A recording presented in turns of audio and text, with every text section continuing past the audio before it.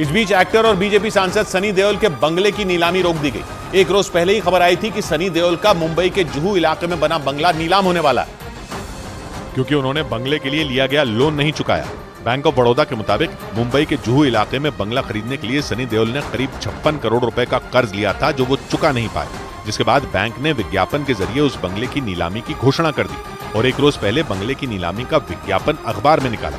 लेकिन 24 घंटे के अंदर ही बंगले की नीलामी पर रोक लगा दी गई। सनी देओल इस समय लंदन में है और अपनी फिल्म गदर 2 के प्रमोशन में व्यस्त है।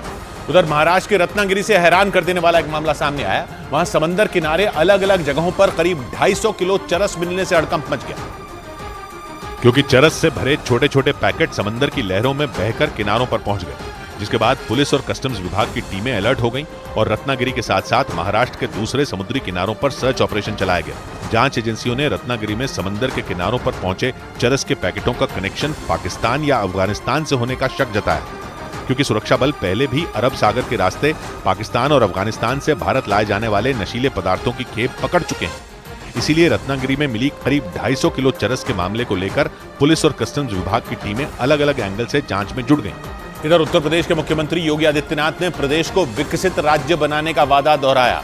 एक कार्यक्रम में संबोधित करते हुए उन्होंने उन लोगों पर निशाना साधा जिन्होंने विकास के मुद्दे पर राज्य सरकार को घेरा।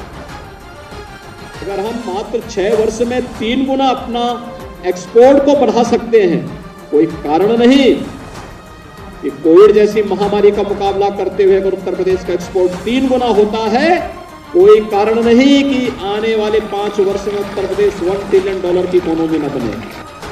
लेकिन योगी आदित्यनाथ के दावे पर अखिलेश यादव ने सांडों का जिक्र करते हुए तंज कस दिया। अखिलेश सोशल मीडिया से लेकर विधानसभा तक इस मुद्दे पर राज्य की योगी सरकार को घेर चुके हैं और एक बार फिर उन्होंने यही मुद्दा उठाया। यही डेवलप्ड कंट्री होगा कि बिना लिफ्ट के सांड 4th फ्लोर पे पहुंच गया? क्या यही $1 ट्रिलियन इकोनॉमी है आपकी, कि रात भर आपको 4th फ्लोर पे सांड के लिए चारा रखना पड़ा?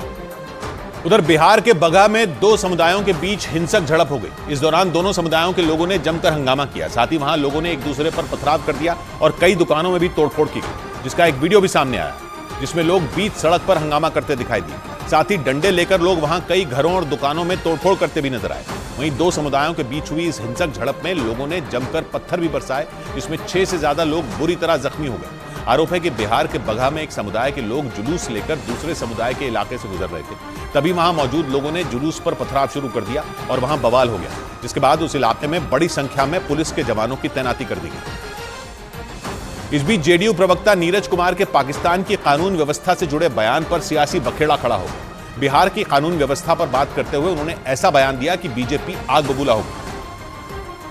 आपने देश के अंदर में ऐसी कुव्यवस्था फैला दी कि पाकिस्तान जैसा कमजोर देश से भी इन मानकों पर हम पीछे चले गए। जदयू आरजेडी कांग्रेस के लोग पाकिस्तान जिंदाबाद कहने वाले लोग हैं। भारत और भारत के संविधान में निष्ठा नहीं है, भारतीयों पर इनको विश्वास नहीं है, इनको पाकिस्तान और पाकिस्तानियों पर विश्वास है।